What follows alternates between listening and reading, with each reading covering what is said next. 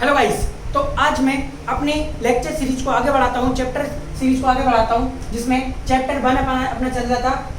ठीक है, चैप्टर 1 का 1.1 एक्सरसाइज हम कंप्लीट, फर्स्ट प्रश्नावली हम लोग कंप्लीट कर चुके थे। अब हमें सेकंड प्रश्नावली की तरफ आगे बढ़ना है। ओके, तो अब हम देखेंगे इसमें नया एग्जाम्पल। सबसे पहले हाँ, नया टॉपिक है अपरिमेय संख्याएं। अपरिमेय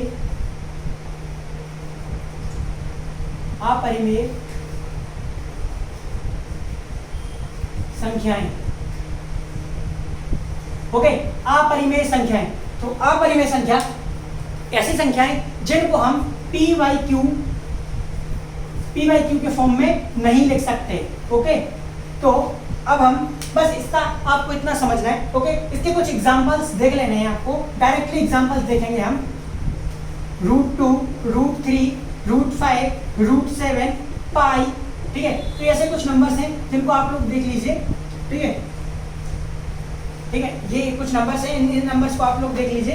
ये नंबर्स कुछ अपरिमेय संख्याएं हैं, ये संख्याएं कुछ अपरिमेय संख्याएं हैं। इनका प्रूफ है, इनको मैं प्रूफ कर सकता हूं कि √2 जो है, वर्गमूल 2 है, वो क्या है कि अपरिमेय संख्या है। लेकिन जो प्रूफ है, जो कि सिद्ध करना है, तो वो सिद्ध करना आपके सिलेबस में नहीं है, आपके कोर्स में नहीं है, इसीलिए मैं आपको नहीं बताऊंगा। ये 10th क्लास में है, ये 10th क्लास में है। तो जब मैं अपने 10th क्लास का जो वीडियो है, आपको 10th क्लास के वीडियो में आप लोग देख सकते हैं, आपको इसका प्रूफ मिल जाएगा। तो आपको इसका प्रूफ देखने के लिए आपको 10th क्लास का लेक्चर, जो भी इंटरेस्टेड है, जिसको देखना है, जिसकी इच्छा है कि मेरे को इसका सिद्ध देखना है, सिद्ध कैसे किया, तो वो आपको अगर देखना है तो आपको 10th क्लास का वीडियो देख लेना। अदरवाइज आपको जरूरत नहीं है, आपके सिलेबस के हिसाब से।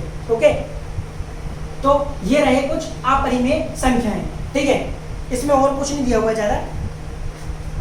ठीक है, तो अब हमें क्या करना है, अपरिमेय संख्याएं तो हमें पता पड़ गई। ठीक है, अब इसमें जो फर्स्ट उदाहरण दिया हुआ है, उदाहरण नंबर 3, उदाहरण 3, ठीक है, 9th class NCERT first chapter उदाहरण 3। क्या करना है, संख्या रेखा पर वर्गमूल 2 का स्थान निर्धारण कीजिए। अब स्थान निर्धारण करना है किसका, वर्गमूल 2 का। सबसे पहले, इससे पहले इसको हमें सोल्व करने के लिए, इसको हल करने के लिए हमें एक चीज पता होनी चाहिए, पाइथागोरस। तो क्या किसी को, सब लोगों को, मेरे हिसाब से मैं मान के चलूंगा कि आप लोगों को पाइथागोरस थ्योरम आती है। फिर भी मैं आपको थोड़ा सा उसके बारे में बताऊंगा। पाइथागोरस थ्योरम कब लगती है? पाइथागोरस थ्योरम एक समकोण त्रिभुज में लगती है। अब देखते हैं समकोण त्रिभुज। तो समकोण त्रिभुज एक ऐसा त्रिभुज, समकोण त्रिभुज आप सबको पता होगा। समकोण त्रिभुज एक ऐसा त्रिभुज जिसमें कोई एक कोण 90 डिग्री का होता है। ठीक है, तो ये रहा एक समकोण त्रिभुज ए बी सी, जिसमें कोण बी जो है वो 90 डिग्री का रहेगा। ठीक है, हमें इन दो कोणों से कोई मतलब नहीं। ठीक है, तो जब कोई समकोण त्रिभुज होता है तो उसकी जो भुजाएं हैं, पाइथागोरस थ्योरम के हिसाब से ये क्या होता है, वो ए बी का वर्ग धन BC स्क्वायर बराबर में AC स्क्वायर। ठीक है, ये समझना है, ये हमें याद करना है। ये पाइथागोरस थ्योरम होती है। ये क्या कहलाता है? ये कहलाता है लंब। ये क्या कहलाता है? आधार। और ये क्या कहलाता है? कर्ण। तो अगर हम ऐसे याद नहीं करें तो इसका सिंपल सा फॉर्मूला है, लंब का वर्ग धन आधार बराबर कर्ण का वर्ग।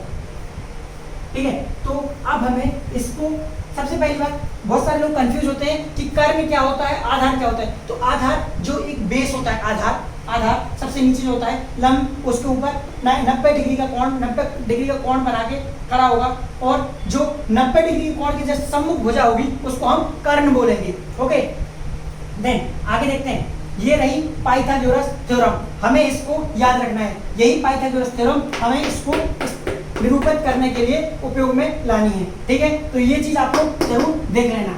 ठीक है, अब हमें, हमारा सवाल क्या था कि संख्या रेखा पर हमें वर्गमूल 2 को निरूपित करना है। ठीक है, हाँ, अब देखते हैं। ये रही हमारी संख्या रेखा। ठीक है, संख्या रेखा। अब संख्या रेखा पर जैसे कि मैंने बोला ये 0 है, ये 1 2, ठीक है, तो मेरे को वर्गमूल 2, तो हम क्या करेंगे, ये 0 और 1, ये रहा 0 और 1, ये 0 और 1 यहाँ से ये फिक्स कर लेंगे, ठीक है। इसको हम आधार मान लेंगे और इस पे एक लंब डालेंगे, एक लंब रहेगा, ठीक है, जो कि लंब मतलब 90 डिग्री का, ठीक है। अब एक कर्ण बनाएंगे, इन दोनों को जोड़ देंगे, तो ये कर्ण हो गया, ठीक है, ये कर्ण हो गया। तो ये इसकी लंबाई कितनी हुई, एक यूनिट, एक इकाई। अगर हम इसको मान लें, ये हमारी संख्या रेखा है, जिसपे अगर हम बोलते हैं कि ये सेंटीमीटर है, अगर हम बोलते हैं मीटर है, metre, 1 metre, 0 metre, 1 metre, 2 metre, ठीक है, तो ये क्या होगी, 1 मीटर। ऐसा ही जो हमने लंब डाला वो भी इतने का ही डाला, 1 मीटर का, ठीक है, ये भी 1 मीटर, ये भी 1 मीटर। अब अगर हम इसमें पाइथागोरस थ्योरम लगाएं, अगर हमने इसमें पाइथागोरस थ्योरम लगाई, पाइथागोरस प्रमेय लगाई, तो ये क्या होगा, आधार। तो आधार का वर्ग धन लंब का वर्ग बराबर में कर्ण, कर्ण को मैंने लिख दिया, कर्ण ही लिखा है, कर्ण, ठीक है, तो कर्ण का वर्ग, ठीक है, कर्ण का वर्ग। अब 1 का वर्ग कितना होता है, 1 धन 1 का वर्ग कितना होता है, 1 बराबर में कर्ण का वर्ग, ठीक है। अब ये कितना हो गया, 2 बराबर में कर्ण का वर्ग, ठीक है।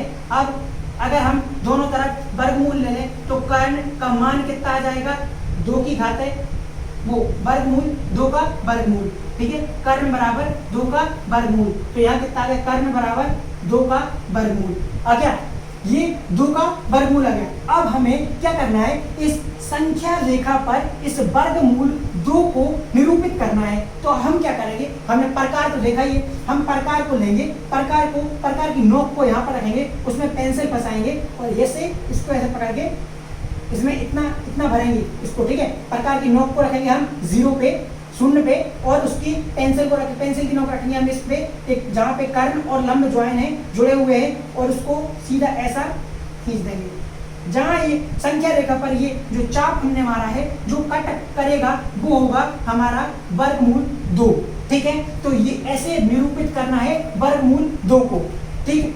हमने क्या देखा, मैं एक बार फिर से रिपीट करूंगा।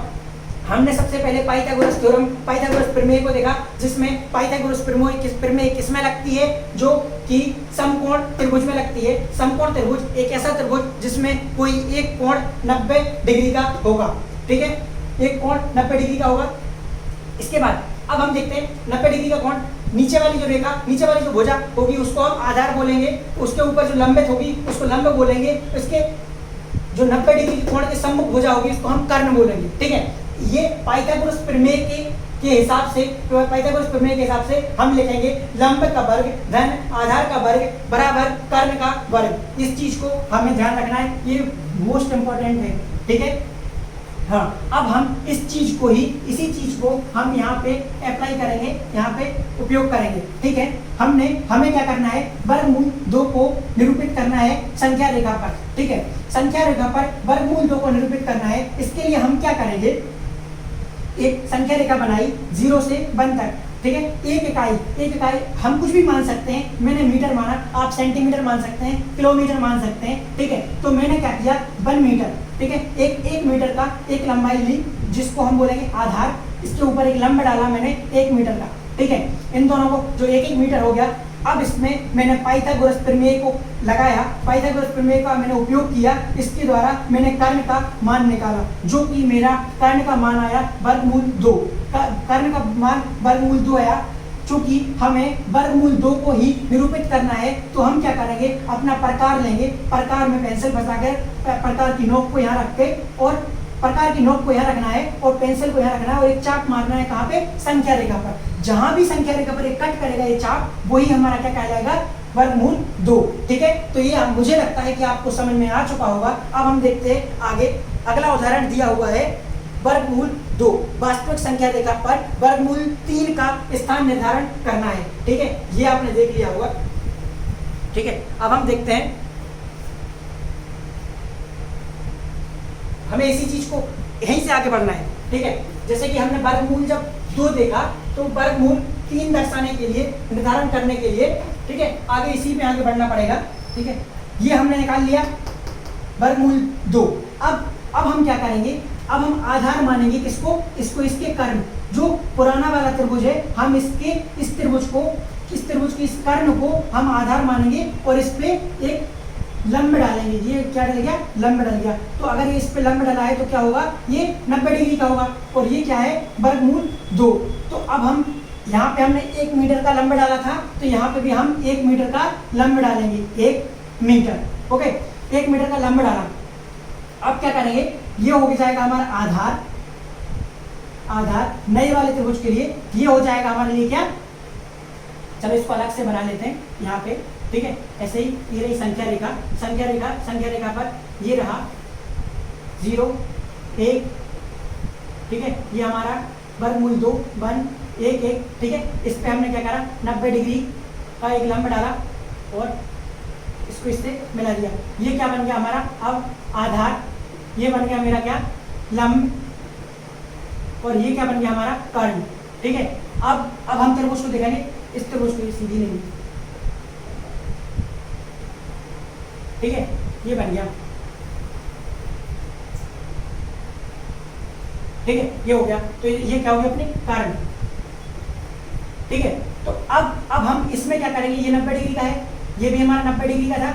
अब हम इसमें लगाएंगे पाइथागोरस, इसमें हमने पाइथागोरस लगाई, तो हम क्या करेंगे, आधार का वर्ग मतलब वर्गमूल 2 का वर्ग घन लंब का वर्ग जो कि 1 मीटर था, तो 1 का वर्ग बराबर में कर्ण का वर्ग। अब इस कर्ण, हाँ ये कर्ण, ये नया वाला कर्ण है, कर्ण का वर्ग, तो ये क्या हो जाएगा, 2 का वर्ग, वर्गमूल 2 का वर्ग 2 धन 1 का वर्ग 1 बराबर में कर्ण का वर्ग। ठीक है, तो ये हो जाएगा 3 बराबर में कर्ण का वर्ग। दोनों तरफ हम वर्गमूल ले लेंगे तो हो जाएगा वर्गमूल 3 बराबर में कर्ण। तो कर्ण का मान कितना आ गया, वर्गमूल 3, मतलब ये कितना लिखा हुआ है, वर्गमूल 3। ठीक है, अब ये चीज हमें बन गई। अब हमें आगे क्या करना है, प्रकार लेना है, प्रकार में पेंसिल लगाना है, इस पे हमें प्रकार की नोक को यहाँ पे रखना है और पेंसिल को यहाँ रखना है और इससे एक चाप मारना है संख्या रेखा पर। ये यहाँ कट कर रहा है, यहाँ कट कर रहा है, मतलब ये क्या हुआ, संख्या रेखा पर वर्गमूल 3। ठीक है, तो वर्गमूल 3 को भी हमने क्या किया, निर्धारण कर दिया, स्थान निर्धारण कर दिया। ठीक है, तो इस तरीके से अब 4 का निकालना है, तो हम इस पे क्या करेंगे, एक ऐसा फिर से लंब डालेंगे 90 डिग्री का, 1 मीटर का। ठीक है, इसको जोड़ देंगे, तो इसमें फिर पाइथागोरस थ्योरम लगाएंगे, जिसका आएगा वर्गमूल कितना आएगा, वर्गमूल 4 आएगा। इसका मान सॉल्व करके देखना आप, वर्गमूल 4 आएगा। वर्गमूल 4 का मतलब क्या होता है, 2। ठीक है, जैसे ही आप इसमें पॉइंट रखोगे, इसमें प्रकार का पॉइंट रखोगे और यहाँ पे पेंसिल की नोक रखोगे, और जैसे ही आप यहाँ पे कट करोगे तो ये कहाँ कट कर रही होगी, 2 पर। समझे, जैसे ही आप पूरा मेजरमेंट लेके स्केल का यूज करके बनाओगे और आप जैसे ही आप इसको कट करोगे तो आपका ये चाप है ना, वो 2 पे कट करेगा। इससे आपको समझ में आ जाएगा कि हमारी ये जो विधि है वो सही है या गलत है। ओके, आगे बढ़ते हैं, ये चीज हो गई। ठीक है, अब आती प्रश्नावली। ठीक है, प्रश्नावली 1.2। ठीक, प्रश्नावली 1.2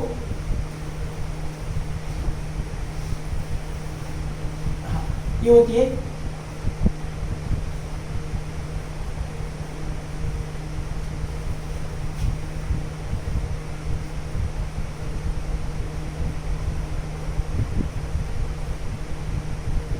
प्रश्नावली 1.2। ठीक है, आगे देखते हैं प्रश्नावली 1.2, जिसमें फर्स्ट वाला क्वेश्चन जो है उसमें सत्य बताना है। ठीक है, सत्य बताना है। प्रत्येक अपरिमेय संख्या एक वास्तविक संख्या है। ठीक है, हाँ अभी थोड़ा बच गया है, वास्तविक संख्या। ठीक है, वास्तविक संख्या देख लीजिए पहले। वास्तविक संख्याएं वे संख्याएं होती हैं, बस आप लोग थोड़ा सा नॉर्मल समझिए बस। वास्तविक संख्याएं वे संख्याएं होती हैं जिसमें वास्तविक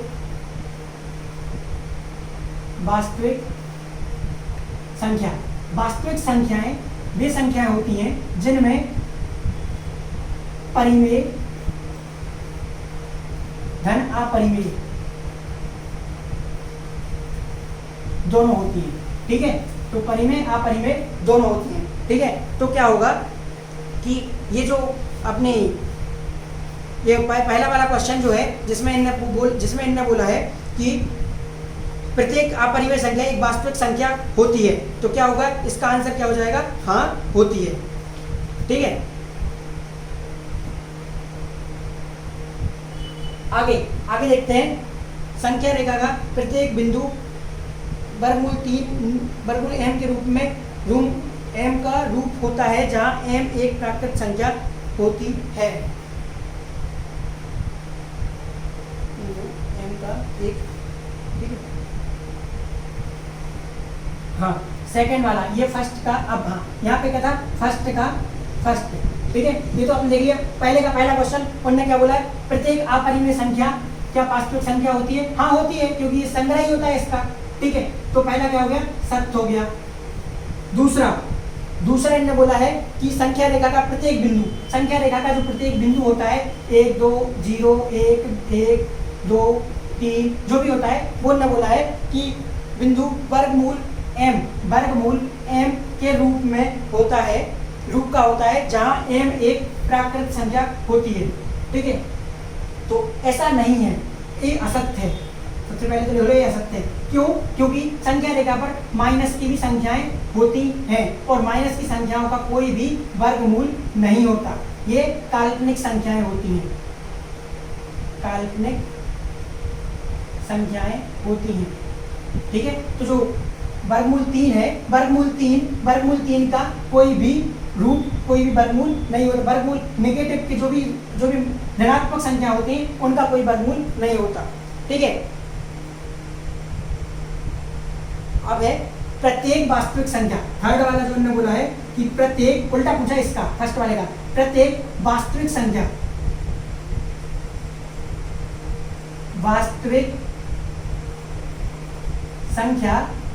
प्रत्येक वास्तविक संख्या अपरिमेय संख्या होती है, अपरिमेय, ठीक है। तो ये चीज देखिए, इसमें क्या है, वास्तविक संख्या, तो क्या 1 2 3 ये सब वास्तविक संख्या है ना, लेकिन क्या ये अपरिमेय संख्या है, नहीं है। इसका मतलब क्या हुआ, ये क्या हो गया, असत्य हो गया, ठीक है। तो प्रत्येक वास्तविक संख्या अपरिमेय संख्या नहीं होती है, ठीक है। हाँ, अब क्या है, क्या सभी धनात्मक संख्या पूर्णांक को वर्गमूल अपरिमेय होते हैं, क्या सभी धनात्मक पूर्णांकों के, दूसरा क्वेश्चन है,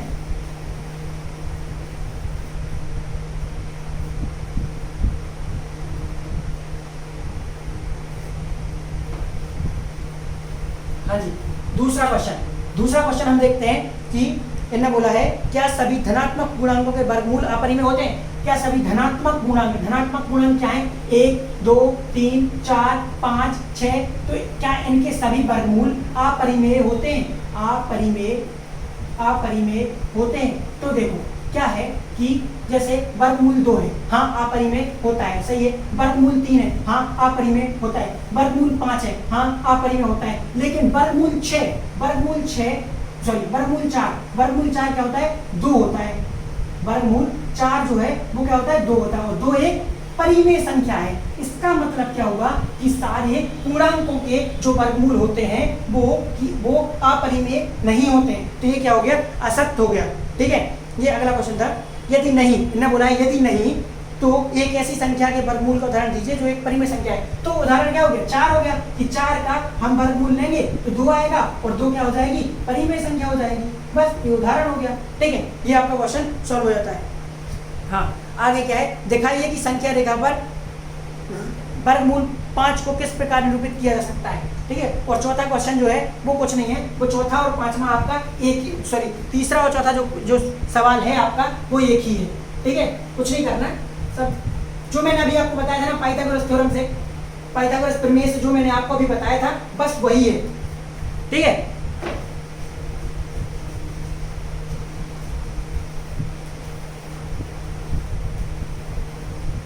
हाँ जी, देखो अभी हमने देखा था वर्गमूल 3 को हमने अभी देखा था संख्या रेखा पर, ठीक है।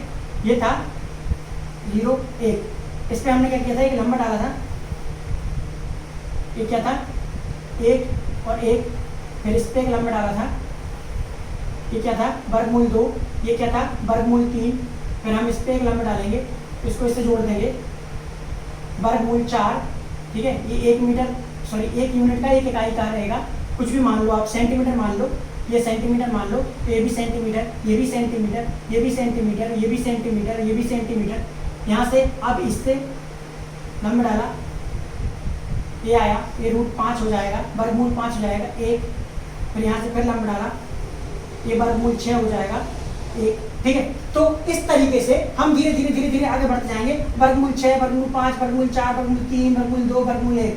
जैसे इनको आप स्पीड दिखाना है, हम पकड़ेंगे क्या, प्रकार को पकड़ेंगे और उसकी पॉइंट को यहाँ रखेंगे, पेंसिल को यहाँ रखेंगे, यहाँ आ जाएगा वर्गमूल 2, यहाँ रखेंगे पॉइंट को, यहाँ चाप मारेंगे, जहाँ कट करेगा √3, वर्गमूल 3 हो गया, वर्गमूल 4 मतलब 2, यहाँ से वर्गमूल 5, यहाँ से वर्गमूल 6, ठीक है। तो इस तरीके से जाएगा, ये थोड़ा सा गलत हो गया इस पे, ठीक है, ये ऐसा जाएगा। ठीक है, तो अब इस तरीके से हम देखेंगे कि हमारा वर्गमूल 6 तक, जिस तरीके से इसमें दिखाना था वर्गमूल 5, तो हमें ये वर्गमूल 5 मिल गया, वर्गमूल 6 दिखाना तो वर्गमूल 6 मिल गया। इस तरीके से हम आगे बढ़ते जाएंगे और हमें संख्याएं मिलती जाएंगी। ठीक है, हाँ, अब डिपेंड करता है कि कहाँ तक मिलेंगे। ये अब ये इतना तो मिल जाएगा। इसके बाद जैसे हम देखेंगे, जैसे 9 है, वर्गमूल 9 तो 3 जाएगा, वो 3 पर पहुंच जाएगा वर्गमूल 9। तो यहाँ कितना तक हम देखो, वर्गमूल 9, वर्गमूल 9 कितना होता है, 3 होता है। अब 3 के पहले मतलब वर्गमूल 6 भी हमें यहाँ से मिल जाएगा, वर्गमूल 7 भी मिल जाएगा, वर्गमूल 8 भी मिल जाएगा, लेकिन वर्गमूल 9 नहीं मिलेगा। यहाँ से आप वर्गमूल 9 नहीं निकाल सकते हो। वर्गमूल 9 के लिए आपको आगे बढ़ना पड़ेगा। आगे मतलब कि जो आपने आधार यहाँ पे 0 और 1 के बीच में माना है ना, वो आपको 1 और 2 के बीच में मानना पड़ेगा, 1 और 2। ठीक है, ऐसा करना पड़ेगा। ठीक है, तो वो आप अब आगे जो क्वेश्चन आएगा हम उसमें देख लेंगे। ठीक है, तो यहाँ पे ये चीज आपको बस इतना देखना है, आपको ज़्यादा ध्यान नहीं देना है जो मैंने आपको बताया, बस आप इस पे ध्यान दीजिए। आपको थोड़ा सा वर्गमूल निकाल लेना है, वर्गमूल 9 तो 3, तो ये यहाँ पे नहीं आएगा, आगे बेस लेना पड़ेगा, आगे आधार लेना पड़ेगा। ठीक है, आपके लिए इतना नहीं आएगा, आपके लिए बस इतना ही आएगा कि वर्गमूल 5 तक के लिए निर्धारण करने के लिए आएगा बस। ठीक है, तो आपकी यहाँ पे ये जो प्रश्नावली है 1.2 यहाँ पे खत्म होती है। ठीक है, अब आगे वाली प्रश्नावली हम आगे वाले लेक्चर में लेंगे। ठीक है, यहाँ पर बस मैं इस लेक्चर को खत्म करता हूँ और आगे चीजें अपन आगे के लेक्चर्स में देखेंगे। ओके, पढ़ते रहिए, समझते रहिए। ये आपको जहाँ भी समझ में नहीं आया हो, आप लोग प्लीज कमेंट में बताइए, और टेलीग्राम पेज को, टेलीग्राम चैनल को आप ज्वाइन कर लीजिए। वहाँ पे आप लोग बिल्कुल दिल खोल के कुछ भी पूछ सकते हैं। ठीक है, तो आपको अपना ध्यान रखें, पढ़ते रहें और समझते रहें और सबको शेयर भी करते रहें। Okay, bye bye, take care.